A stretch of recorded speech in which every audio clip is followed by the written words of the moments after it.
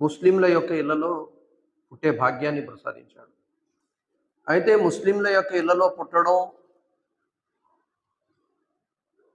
మరియు ముస్లింలుగా మన యొక్క పేర్లను ఓటర్ ఐడిలో, ఆధార్ కార్డులో నమోదు చేయించుకోవడం ఇది అసలు కాదు. అసలు ఏమిటి అంటే ముస్లింగా జీవితం గడపడం, ముస్లింగా ఈ లోకాన్ని విడిచి వెళ్ళిపోవడం. అందుకే ఖురానే మజీదులో అల్లాహ్ తబారక వ తఆలా ఈ విషయాన్ని క్లియర్గా తెలియజేశాడు.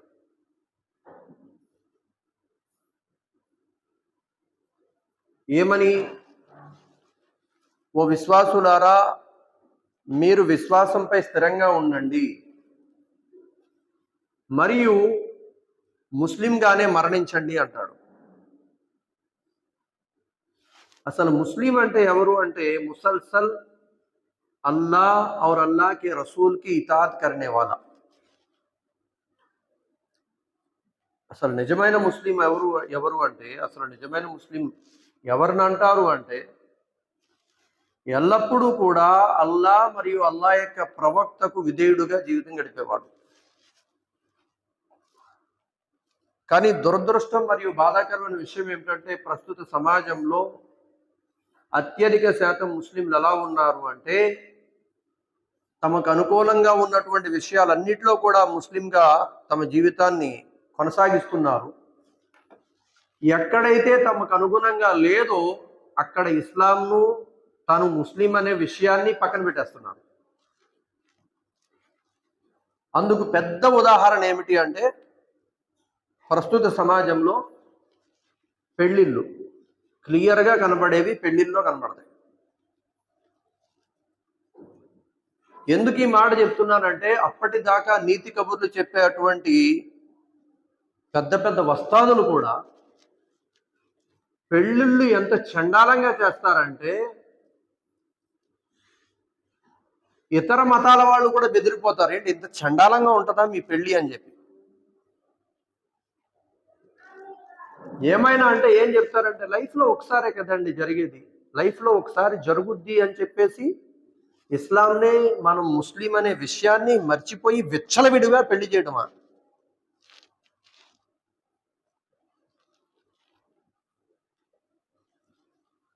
అరే ముహూర్తాలు ఎట్టించుకున్నావు, పెళ్లి కొడుక్కి పెళ్లి కూతురికి జాతకాలు చూపించావు, ఏమైనా అంటే కనుక జీవితాలు బాగుండాలంటే కొన్ని విషయాలు పెద్దోళ్ళు చెప్పినట్టు వినాలండి. ఎవరండి పెద్దోళ్ళు? ఎవరికి పెద్దోళ్ళు? ఎవరు పెద్దోళ్ళు? ఎవరికి పెద్దోళ్ళు? మా అందరికీ పెద్ద సర్వలోకాల సృష్టికర్త అయిన అల్లా. ఆ అల్లా తర్వాత మా అందరికీ పెద్ద అంతిమ ప్రవక్త, ఆఖరి ప్రవక్త, ఇమాముల్ అంబియా జనాబి ముహమ్మద్ రసూలుల్లాహ్ సల్లల్లాహు అలైహి వసల్లం, ఆయన మాకు పెద్ద. వీరిద్దరు చెప్పినట్టు కాకుండా మీ ఇష్టానుసారంగా మీకు ఎలా నచ్చితే అలా పెళ్లి చేసేసి జీవితాలు బాగుండాలంటే కొన్ని విషయాల్లో పెద్దోళ్ళు మాట వినాలండి. వీళ్ళు పెద్దోళ్ళు కాదండి, వీళ్ళు ఇస్లాం యొక్క ధర్మాన్ని నాశనం చేసే చీడ పురుగులు. పేరుకు మాత్రం ముస్లింగా చలామణి అవుతుంటారు. పెళ్లి కొడుకేమో ఎందుకమ్మా మనం అన్నీ కూడా ఇస్లాంకి దగ్గరగా చేసుకుందాం.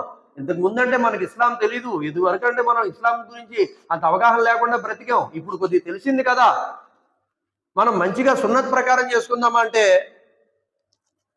మీ పెద్దనాళ్ళు ఏమంటారోరా, మీ పెద్దమ్మ పెద్దనాన్న వాళ్ళ గురించి మాట్లాడతావేంటి? మన వంటలు తినేసి ఆ వంటలకు పేర్లు ఎట్టే మనుషులు.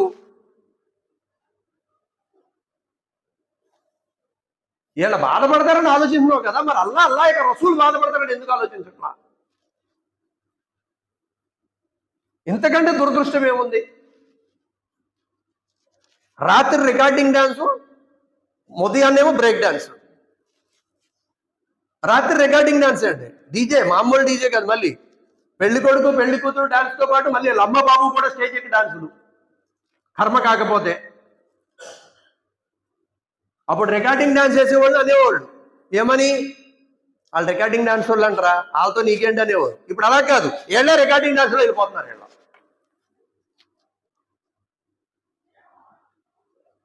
ఎవరన్నా కొద్దిగా పద్ధతిగా అక్కడ ఉంటే మీరు వచ్చి డాన్స్ చేయొచ్చు కదా, చేయించు, నీ కవర్లో చేస్తారు, ఫుల్గా చేస్తారు. ఎందుకు వదులుతారు? హదీసులు లేవా? ఖురాన్ ఆయతులు లేవా? ఖురానే మజీదులో క్లియర్గా అల్లాహ్ తబారక్ తఆలా చెప్పలేదా?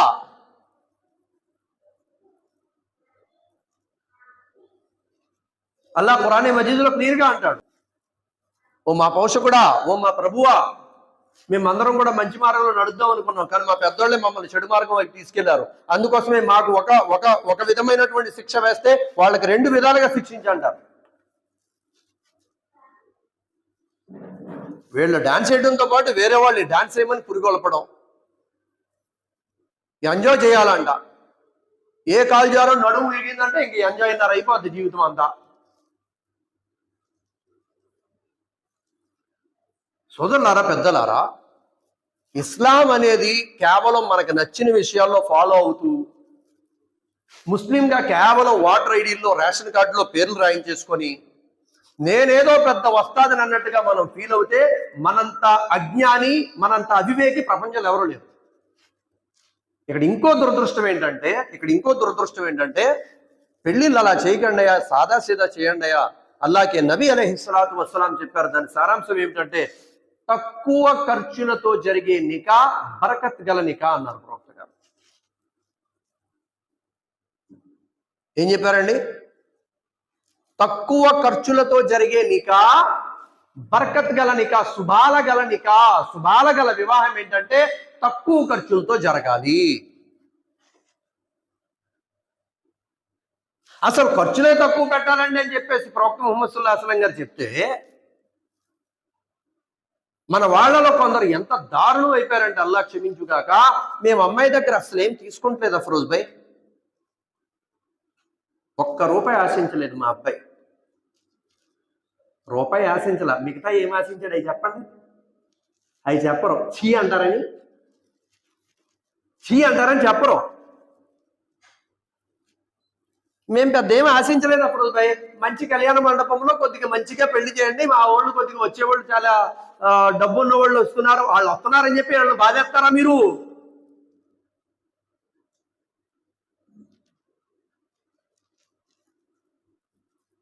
వాళ్ళు డబ్బున్న వాళ్ళు వస్తే ఏళ్ళ బాధేసి అడుగుతాడు, దరిద్రం కాకపోతే వలిమ పెట్టుకోండి.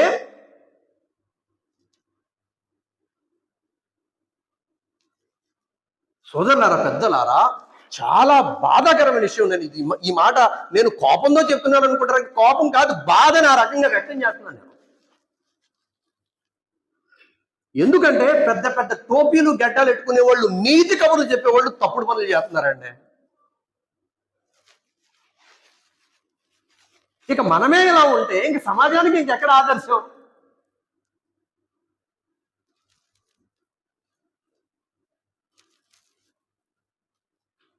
సోదరులారా, పెద్దలారా, ముస్లిం అంటే ఎవరు, విశ్వాసి అంటే ఎవరు అంటే కేవలం మన మనసుకు నచ్చినట్టుగా మన ఇష్టానుసారం మన జీవితాన్ని గడిపేస్తూ మనం ముస్లిం అనుకుంటే కనుక మనంత అవివేకి, అజ్ఞాని లేదు. మరి ఎవరండి విశ్వాసి అంటే పూర్తిగా అల్లాపై నమ్మకం పెట్టేవాడు. మొట్టమొదటిగా ఈ విషయాన్ని పూర్తిగా మనస, వాచ, కర్మన అంగీకరించాల. పూర్తిగా అల్లా మీద నమ్మకం. ఈ రోజున అల్లా మీద పూర్తిగా నమ్మకం లేదు కాబట్టే, ఆ నమ్మకంలో కొద్దిగా అక్కడక్కడ డ్యామేజ్లు ఉన్నాయి కాబట్టే జాతకాలు చూడకపోతే కుదరదండి జీవితాలు అని రహస్యంగా జాతకాలు చూపించడం. ఆ అల్లా మీద నమ్మకం లేదు కాబట్టే ఆ ముహూర్తం కరెక్ట్గా పెట్టి పెళ్లి చేస్తే జీవితాలు బాగుంటాయని సైలెంట్గా ముహూర్తాలు ఎట్టుకు రావడం. ఇంకా అల్లా మీద నమ్మకం ఎక్కడుంది మనకి?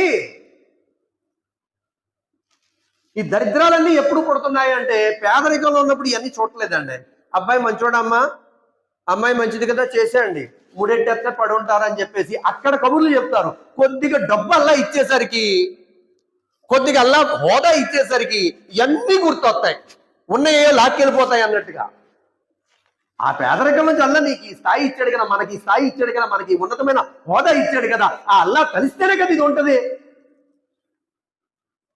ఆ అల్లా మీద పూర్తిగా నమ్మకం పెట్టడం మానేసి ఆ ఇచ్చిన అల్లా మీద పూర్తిగా విశ్వాసం పెట్టడం మానేసి, లేదండి వీళ్ళిద్దరు జాతకాలు కుదరకపోతే ఎన్ని జాతకాలు చూసి ఎంత మంచి పెళ్లిళ్ళు చేసుకుని ఈరోజు విడాకులు అయిపోలా.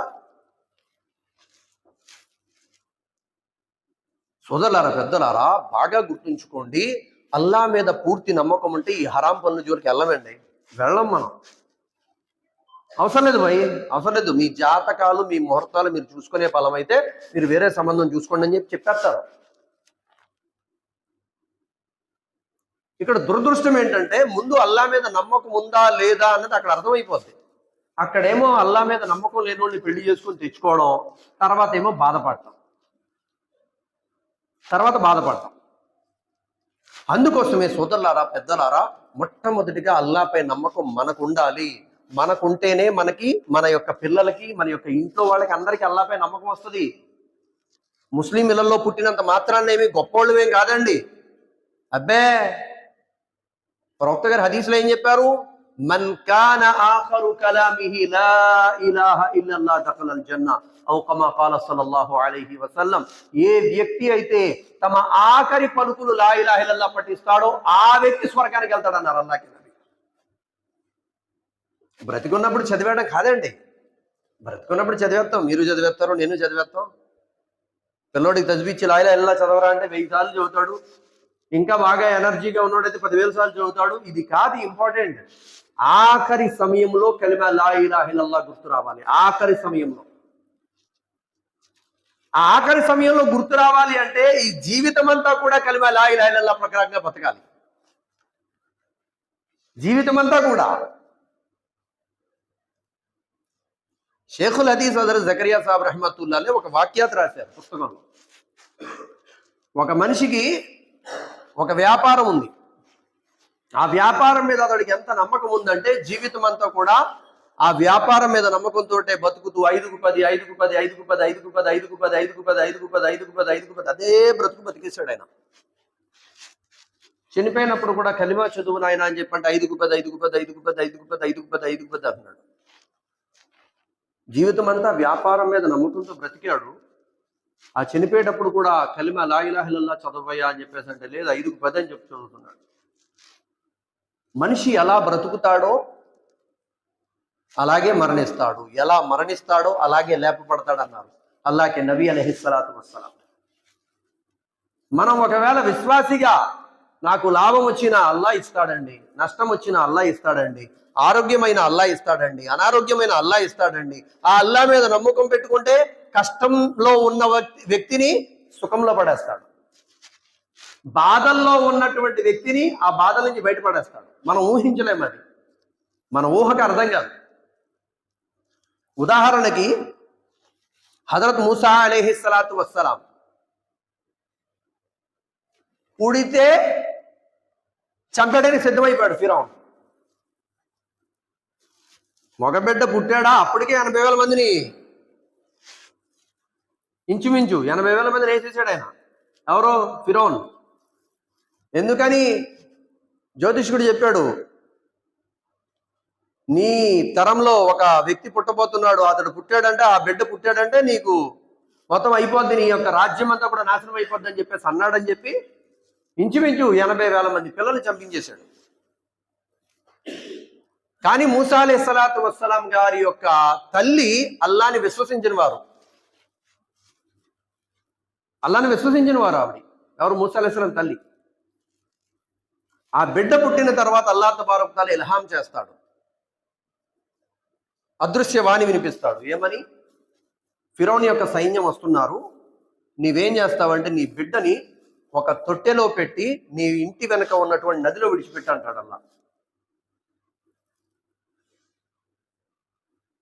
ఇక్కడ మైండ్ ఏం చెప్తుందంటే, నదిలో విడిచిపెడుతున్నావు ఏంటి? నదిలో విడిచిపెడతావా? పాలు తాగుతున్న పిల్లోడిని గమ్ముని అటు జరిగాడంటే అందులో మునిగిపోయి చనిపోతాడు, అలా ఎలా చేస్తావని చెప్పేసి ఈ మైండ్ ఎలా చెప్తుంది. కానీ ఆవిడకి అల్లా మీద పూర్తి నమ్మకం ఉంది, అల్లా మీద పూర్తి విశ్వాసం ఉంది. ఆవిడ అలాగే అల్లా యొక్క మాట అని చెప్పేసి ఆవిడ అలాగే పెట్టారు. ఫిరౌన్ మరియు ఫిరౌన్ యొక్క భార్య ఆసియా వీళ్ళందరూ కూడా, సైన్యం అంతా కూడా అక్కడ ఏదైతే నది ఉందో ఆ నదిలోంచి ఒక పాయ వాటర్ ఆ లోపల నుంచి స్విమ్మింగ్ పూల్ నుంచి అలా బయటికి వెళ్ళేది ఉంటే అక్కడ వీళ్ళంతా కూడా వీళ్ళ యొక్క స్నానాలు గట్ట చేస్తూ ఉంటే ఫిరోన్ వాళ్ళ యొక్క భార్య ఈ పనులంతా కూడా అక్కడ కాపలాదారుల కింద ఉంటే ఈ బాక్స్ని చూస్తారు ఒక వ్యక్తి, ఈ తొట్టె లాంటిది. దాన్ని చూసి త్వరగా తీసుకొని ఆసియా గారి దగ్గరికి వెళ్తే అక్కడ ఈవిడ అంటారు ఏమని, ఫిరోన్ ఈ బిడ్డను చంపొద్దని చెప్పంటారు. దండోర ఏం చేశాడు, ఎవరన్నా పుట్టాడంటే అయిపోయారే మగపిల్లోడు, చంపేయండి అసలు ఏం చూడకుండా అని చెప్పి. కానీ ఇక్కడేమో భార్య చెప్పింది ఆ బిడ్డ నేను చేయొద్దని చెప్పేసి. ఎంత పెద్ద క్రూరుడైనా భార్య మాటకి విలువెత్తాడు కదా. సరే అయితే వదిలేద్దామని చెప్పేసి అన్నాడు. కానీ ఏ యొక్క క్రూరుడు ఏ యొక్క మూసా అలైహిస్సలాం అయితే చంపాలనుకున్నాడో అల్లా అదే ఫిరౌన్ యొక్క ఇంట్లో పెట్టి పెంచి పోషించి పెద్ద చేశాడు అల్లా. అక్కడ ఏదో 2-3 రోజులు లేకపోతే ఒక 6 నెలలు సంవత్సరం పెట్టుకుని వదిలేలా. ఇక్కడ మళ్ళీ అల్లా తబారక్ తఆలా మాట చెప్తాడు మూసా అలైహిస్సలాం తల్లి గారితో, నీవు భయపడగా నీ బిడ్డని మళ్ళీ నీ దగ్గరకు వచ్చే ఏర్పాటు నేను చేస్తానని. భయపడగా నీ బిడ్డని నీ దగ్గరికి వచ్చే ఏర్పాటు నేను చేస్తా. ఎలాగా అంటే మూసా అలైహిస్సలాతు వస్సలాంకి ఎవరైతే పాలు ఇవ్వడానికి అక్కడ ఆయాలు వస్తారో వాళ్ళెవ్వరి పాలు కూడా ఆ యొక్క మూసా అలైహిస్సలాం తాగరు, అల్లా హరాం చేసేసాడు. అంటే ఆయన యొక్క మనసులో అల్లా తబారక్ తఆలా తాగాలనేటువంటి ఆలోచన లేకుండా చేశాడు. ఆ బిడ్డ ఏడుస్తున్నాడు ఏం చేయాలో అర్థం కాదు. మూసా అలైహిస్సలాం ఫిరౌన్కి ఏమో నిద్ర కరువు అయిపోయింది. ఎందుకని, బిడ్డ పాలు తాగి మౌనంగా ఉంటే కదా ఏమైనా పడుకోవడానికి. మామూలుగా మన పిల్లలైనా కొద్దిగా ఏడిస్తే మనకు బాధే కదా, టెన్షనే కదా. వాడికి కూడా టెన్షన్ మొదలైంది, ఏంట్రా బాబు ఎలాగ ఈ సమస్య నుంచి బయటపడతాం ఏంటి అని చెప్పేసి ఆలోచిస్తూ ఉంటే మూసా అలైహిస్సలాతు వస్సలాం యొక్క అక్క ఆ అమ్మాయి వచ్చి అంటది ఏమని చెప్పేసి, అయ్యా రాజా మీరు కనుక అనుమతిస్తే ఒక ఆడావిడ ఉన్నారు నాకు తెలిసిన ఆవిడ తీసుకొస్తాను, ఆవిడ పాలు తాగుతాడేమో అని చెప్పేసి అనగానే సరే తీసుకురా అని చెప్పి అనగానే తల్లిని మూసా అలైహిస్సలాం యొక్క తల్లిని త్వరగా అమ్మ రా అని చెప్పేసి అనగానే ఆవిడ అక్కడికి వెళ్తారు, పాలు త్రాగిస్తారు. పాలు త్రాగిన తర్వాత 3 రోజులు ఆవిడ అక్కడే ఉంటారు. విషయం చెప్పే మాట ఉద్దేశం ఏంటంటే అల్లా చెప్పేశాడు మూసా అలైహిస్సలాంని ఒక పెట్టెలో పెట్టి నదిలో వదులు, ఆ బిడ్డని మళ్ళీ నీ దగ్గరికి తీసుకొచ్చే ఏర్పాటు నేను చేస్తానన్నాడు. అది చేసి చూపించాడు అల్లా. ఆ తర్వాత 3 రోజులు అయిపోయిన తర్వాత నేను వెళ్ళిపోతానయ్యా, నా ఇంటికాడ నేను ఉండాలి కదా, నేను ఇక్కడ ఉంటాం నాకు అవ్వదంటే, అమ్మ నీవు అలా కాదు తల్లి, ఈ బిడ్డను కూడా నీతోటే పెట్టుకో, నీకు కావాలంటే నువ్వు పాలు ఇస్తున్నందుకు నేను జీతం ఇప్పిస్తాను అన్నాడు అల్లా. ఫిరౌన్ చంపకుండా అల్లా రక్షించాడు. ఆ ఫిరౌన్ యొక్క ఇంట్లోనే పెంచి పోషించాడు. ఆ ఫిరౌన్ ద్వారానే మూసా అలైహిస్సలాం యొక్క తల్లికి భత్యం కూడా ఏర్పాటు చేశాడు, డబ్బు కూడా ఏర్పాటు చేశాడు. అంటే మాట ఉద్దేశం, నేను చెప్పే మాట ఉద్దేశం ఏమిటంటే ఒక విశ్వాసికి అల్లాపై పరిపూర్ణమైన సంపూర్ణమైన నమ్మకం ఉంటే దారులు కనపడకపోయినా అల్లా దారులు తెరుస్తాడు. కానీ దురదృష్టం ఏంటంటే మనం మామూలుగా పైన వెతికేసి దారులన్నీ మూసుకుపోయినాయండి, ఇంకా వేరే దారేమి లేదండి, ఇంకా హరాం దారు ఒకటే ఉందండి అనుకుంటాం మనం.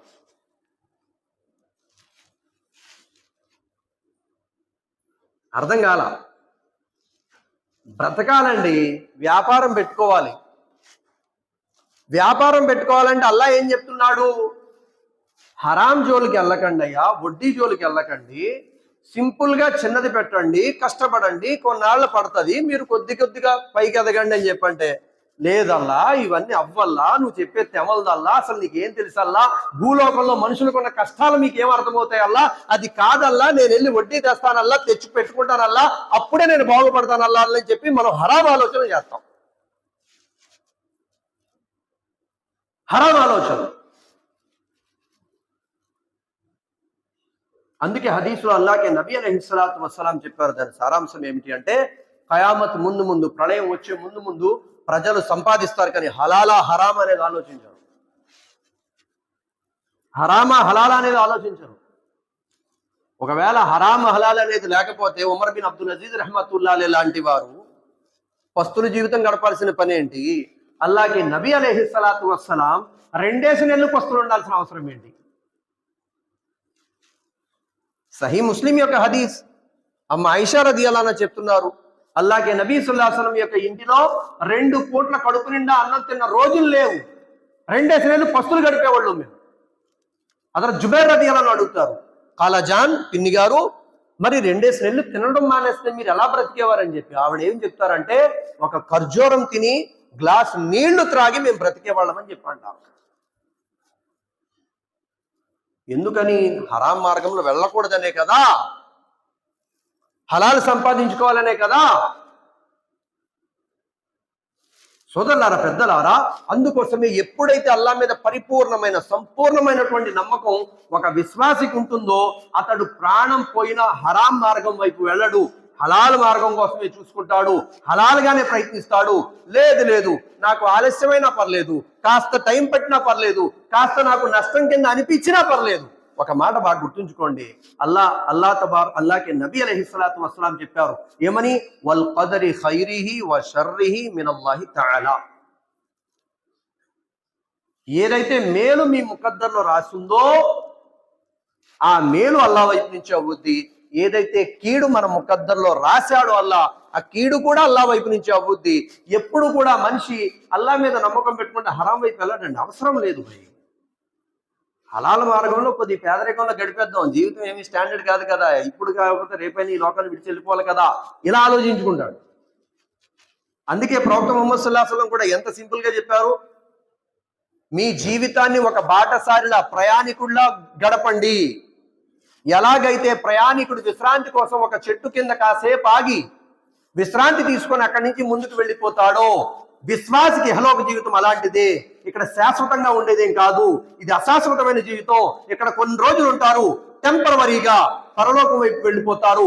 ఆ జీవితం గురించి మీరు ప్రయత్నించండి, ఆలోచించండి, దాన్ని తయారు చేసుకోండి అని అల్లాహకి నబీ అలైహిస్సలాతు వస్సలాం చెప్పారు. అందుకే అబూ హురైరా రదియల్లాహు అడుగుతారు, ఓ దైవ ప్రవక్త, అల్లాహకి ఇష్టమైనటువంటి పనుల్లో గొప్ప పని ఏంటి? అల్లాహకి నబీ అంటారు, అబూ హురైరా, హరాం విడిచిపెట్టింది అల్లాహకి చాలా ఇష్టమైన పుణ్యకార్యం. హరాం విడిచిపెట్టి ఇది అల్లాహకి చాలా ఇష్టమైన పుణ్యకార్యం. 100 మాటలు చెప్పలా, 1000 మాటలు చెప్పలా, ఒక్క మాటే చెప్పారు అల్లాహకి నబీ, హరాం విడిచిపెట్టే ఇది అల్లాహకి చాలా ఇష్టమైన. అందుకోసమే సోదరులారా, పెద్దలారా, ఎప్పుడైతే అల్లాహ్ మీద పూర్తిగా నమ్మకం ఉంటుందో, హజరత్ మూసా అలైహిస్సలాతు వస్సలాం కోసం అల్లాహ్ తబారక తఆలా అన్నాడు ఏమని? నీవు ఆ యొక్క బాక్సులో పెట్టులో పెట్టి విడిచిపెట్టు, నీ బిడ్డని నీ దగ్గరకు వచ్చే మార్గం నేను చూపిస్తానన్నాడు. చూపించాడు, తీసుకొచ్చాడు అల్లాహ్. అదేవిధంగా ముఫస్సిరీన్ రాయడం జరిగింది ధార్మిక గ్రంథాల్లో, ఏ యొక్క నీటిలో అయితే అల్లాహ్ తబారక తఆలా మూసా అలైహిస్సలాతు వస్సలాంని ఫస్ట్ పంపించాడో ఒక బాక్స్ లో పెట్టి, అదే నీటి ద్వారా ఫిరౌన్ని నాశనం చేశాడు అల్లాహ్. కానీ ఎప్పుడైతే ఫిరౌన్ నాశనం సమయం దగ్గర పడిందో అక్కడ ప్రజలకు ఏమీ అర్థం కాలేదు, ఎవరికి? మూసా అలైహిస్సలాం యొక్క అనుచరులకు. ముందు చూస్తే నుయ్యి, వెనక చూస్తే గొయ్యి అన్నట్టు అయిపోయింది పరిస్థితి. ఎందుకని? ఎదర చూస్తేనేమో సముద్రం, వెనకాతలు చూస్తే ఫిరౌన్ సైన్యం. ఎదర చూసినా చచ్చిపోతాం, వెనకాతలు చూసినా చచ్చిపోతాం. ఏంటి మూసా ఎలా తీసుకొచ్చి ఇరికించేసాం అన్నట్టుగా చూశారు వాళ్ళు. కానీ మూసా అలైహిస్సలాతు వస్సలాంకి అల్లాహ్పై ఎంత నమ్మకం అంటే, భయపడకండి, అల్లాహ్ మనకు తోడుగా ఉన్నాడని చెప్పి ఏదైతే హజరత్ ముహమ్మద్ సల్లల్లాహు అలైహి వసల్లం చెప్పారో అదే మాట మూసా అలైహిస్సలాం కూడా అంటారు, మీరు భయపడకండి అయ్యా, అల్లాహ్ నాకు తోడుగా ఉన్నాడని చెప్పేసి. అదే విధంగా అల్లాహ్ తబారక తఆలా ఏ యొక్క సముద్రంలో అయితే మార్గాలనేవే కనపడవో ఆ సముద్రంలో అల్లాహ్ తబారక తఆలా కర్రతో కొట్టించాడు. అల్లాహ్ సముద్రం పైన కర్రతో కొట్టు మూసా, మార్గాలు ఏర్పడతాయి అన్నాడు. ఇక్కడ ధార్మిక పండితులు ఏం చెప్తున్నారంటే, అల్లాహ్ తబారక తఆలా కావాలంటే చేయించండి. ఏంటది? ఒక పడవను పంపుతాను మూసా, ఆ పడవ మీద ఎక్కించే మొత్తం అందరినీ తీసుకెళ్ళిపో, ఇలా చేయొచ్చు అల్లాహ్ తలుచుకుంటే. అలా చేయలేదు అక్కడ. ఎందుకని? ఖయామత్ దాకా ఖురాన్ ఒక పాఠం. అందుకే ఖురాన్లో అల్లాహ్ తబారక తఆలా ఏం చెప్తాడు? విశ్వాసులారా, ప్రవక్తల జీవిత గాథలే మీకు పాఠాలు. మనందరికీ నమూనా, మనందరికీ ఆదర్శం అని చెప్పంటే ప్రవక్తల జీవితాలు. వాళ్ళ కష్టాలు వచ్చినప్పుడు, వాళ్ళ బాధలు వచ్చినప్పుడు, వాళ్ళకి ఇబ్బందులు వచ్చినప్పుడు, వాళ్ళకి సమస్యలు వచ్చినప్పుడు వాళ్ళు ఏ రకంగా అల్లాహ్పై పూర్తిగా నమ్మకం పెట్టుకొని ఉన్నారు. వాళ్ళకి అల్లా ఏ రకంగా సహాయం చేశాడు. అందుకోసమే సోదరులారా, పెద్దలారా, పూర్తిగా అల్లాపై నమ్మకం ఉండాలి, హరాం నుంచి రక్షించుకోవాలి. ఎప్పుడైతే పూర్తిగా అల్లాపై నమ్మకం ఉందో మనిషి హరాం పనులకు వెళ్ళడండి. కానీ దురదృష్టం ఏంటంటే ఈరోజు నమ్మకం ఉంది కానీ హరాం పనులు వదిలే అంత నమ్మకం లేదు. హరాం పనులు వదిలేసే అంత నమ్మకం లేదు. అందుకే చెప్పాను కదా ప్రారంభంలో, పెళ్లిలో చేసే అన్ని అరాచకాలు ముస్లిం సమాజం ఎందులోనూ చేయరు. అన్ని చేస్తున్నారు మనోళ్ళు.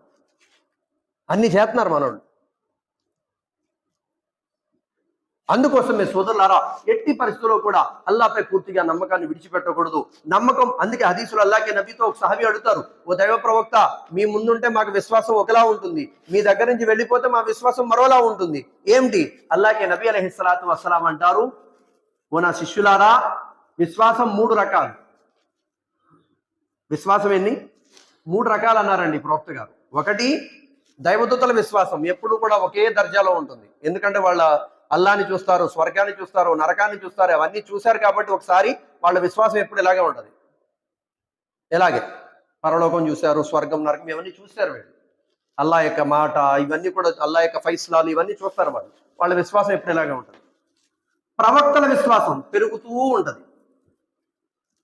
వాళ్ళ విశ్వాసం ఎప్పుడు పెరగడమే ప్రవక్తల విశ్వాసం. మూడోది ఎవరిదంటే మీది నాది, మనందరి యొక్క విశ్వాసం.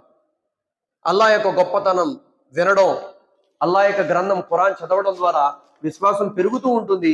ఎప్పుడైతే మనం అల్లా యొక్క మాటలు వినడం తగ్గించేసి, ఎప్పుడైతే మనం ఖురాన్ చదవడం తగ్గించేస్తామో ఆటోమేటిక్గా మనకు అల్లా మీద నమ్మకం సన్నగిల్లిపోద్ది. ఎంత సన్నగిల్లిపోద్ది అంటే హరాం వైపు వెళ్ళినప్పుడు కూడా భయపడ్డ మనిషి. హరాం అంటే అల్లాకు అవిధేయత, అల్లాకు నచ్చనటువంటి పని వైపు వెళ్ళినప్పుడు కూడా భయపడ్డ అసలు మనిషి అంత దుస్థితికి వెళ్ళిపోతాడు. అందుకోసమే సోదరులారా, పెద్దలారా, అల్లాపై పూర్తి నమ్మకం అవసరం. నా సృష్టికర్త అల్లా, లాభ నష్టాలు ఆయనే చేస్తాడు. ఆయనకి నచ్చని హరాం పని విషయంలో నేను వెళ్ళను, నేను చచ్చిపోతాను కానీ హరాం వైపు అడుగు వేయనని చెప్పి పూర్తిగా నమ్మకంతో బ్రతకాలి. అల్లా తబారక్ తఆలా మీకు చెప్పేటువంటి నాకు కూడా ఆచరించే సద్బుద్ధి సౌభాగ్యాన్ని ప్రసాదించుగాక. వఆఖిరు దఅవానా అల్హమ్దులిల్లాహి రబ్బిల్ ఆలమీన్.